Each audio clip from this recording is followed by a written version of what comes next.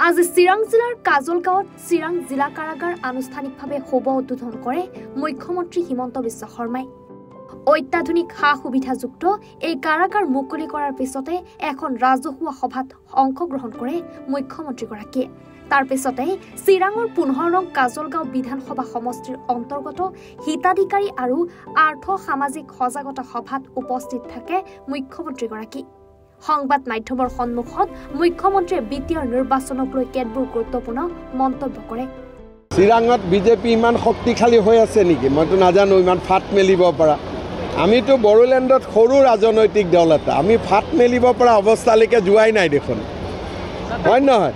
বিজেপিটো ইয়াত সৰু পাৰ্টি এটা, আমি লাহে লাহে গ্ৰ' কৰিবহে খুজিছোঁ। গতিকে আমাক ইমান গুৰুত্ব দিব নালাগে, আমিতো সৰু পাৰ্টি, লাহে লাহে আগবাঢ়িম।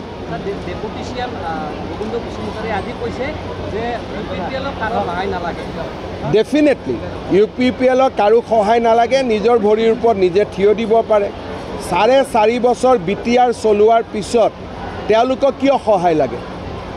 নিশ্চয় নিজৰ ভৰিৰ ওপৰত নিজে থিয় দিব পাৰে, সেইটোতো ভাল কথা কৈছে, কোনোতো বেয়া কথা কোৱা নাই।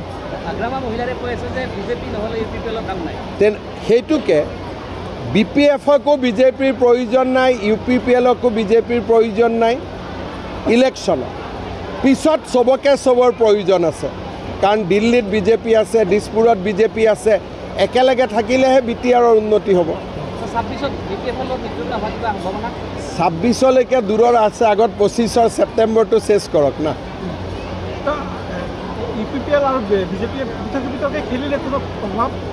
তেনেকুৱা কথা একো নাই, আমাৰ ভোট বেলেগ, তেওঁলোকৰ ভোট বেলেগ।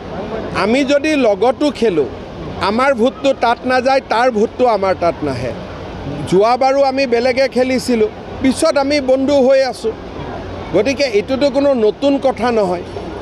যোৱাবাৰ আমি একেলগে খেলিছিলোঁ জানো? তেতিয়াহ'লে কেতিয়াবা বিজেপিয়ে BPFৰ লগতো আগতে একেলগে খেলিছে নেকি?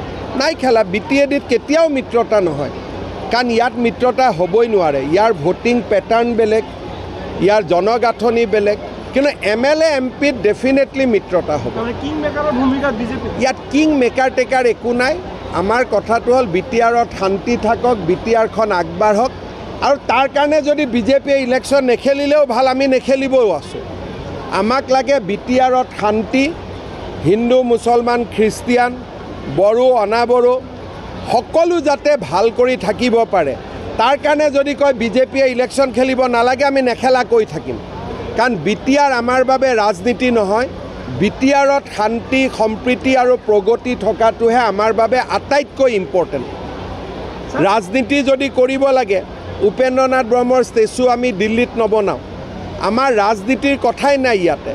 আমি বড়ো জাতিক সন্মান দিব খুজিছোঁ, অনাবড়োক সুৰক্ষিত কৰিব খুজিছোঁ, ইমানেই কথা। বৰপেটা জামিয়াতে ইছলামী হিন্দু নামৰ এটা সংগঠনে অকল কেৱল এটা বিশেষ সম্প্ৰদায়ৰ সাংবাদিকক লৈ এইবিলাক আৰম্ভণি। আমাৰ অসমত এনেকুৱা বহুত ঘটনা দেখিব পাব। বিজেপি আছে বুলি অলপ চম্ভালি আছে, যিদিনাখনে অসমত বিজেপি নাথাকে এটা কয় না ধাহি মুহি লৈ যাব, তেনেকৈ ধাহি মুহি লৈ যাব। মই ক'লোঁ না, সংবাদ মাধ্যমটোতো সৰু কথা, চিফ ছেক্ৰেটাৰীৰ অফিচ পৰ্যন্ত লৈ ল'ব যিদিনাখন বিজেপি নাথাকে। ধাহি মুহি লৈ ল'ব, কোৰ্ট পৰ্যন্ত লৈ ল'ব। অকল বিজেপি আছে বুলি ঠাণ্ডা হৈ আছে। আনহাতে BTR প্ৰমুখ প্ৰমোদ বড়োৱে সংবাদ মাধ্যমক কয় যে BTCত জ্ঞানশূন্য হৈ ৰাজনীতি কৰিব খোজা নাই, মিত্ৰতাৰ বাবে এতিয়াও সময় আছে, এই বুলি উল্লেখ কৰি হাগ্ৰামা সদায় ফেক্টৰ বুলিও কয়। কৈছে, গতিকে আমাৰ হাতত যথেষ্ট টাইম আছে। ইয়াৰ কাৰণে আমি ডিছকাছ কৰিম, পাৰ্টি টু পাৰ্টিও ডিছকাছ কৰিম। কেইদিনমান আগতে আমি AGPৰ লগত আলোচনা কৰিলোঁ, একেলগে আমি NDAত আছোঁ। তো তেনেকুৱা আমি অহা আৰু 2 মাহ আছে, আমি বিভিন্ন দল সংগঠনৰ লগত কথা পাতিম, আৰু এইবিলাক কথা আমি এটা সময়ত সিদ্ধান্তলৈ আহিম। হাগ্ৰামাৰ ভাষ্যখিনি কোনো ফেক্টৰ নহয়। চাওক, মই চবকো ফেক্টৰ বুলি ভাবোঁ। হাগ্ৰামা ডাঙৰীয়া 17 বছৰ চৰকাৰ চলাইছে, তেখেতেতো ফেক্টৰ নহয় বুলি নকওঁ, কিন্তু তেখেতৰ কথাবিলাক আজি ৰিলেভেণ্ট নহয়, ইৰিলেভেণ্ট হৈছে।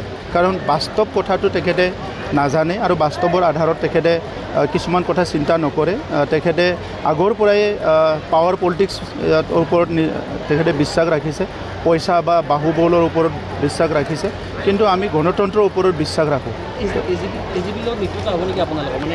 আলোচনা চলি আছে এজিপিও ইয়াত খেলিব বিচাৰে বেলেগ বেলেগ দলো খেলিব বিচাৰে গতিকে UPPL দলেতো আমি কাকো বাধা দিব নোৱাৰোঁ কিন্তু আমি আলোচনাৰ ভিত্তিত সিদ্ধান্তবিলাক পৰৱৰ্তী সময়ত ল'ম বিজনেৰ পৰা আশিষ দাসৰ ৰিপৰ্ট এনি ভাৰত 24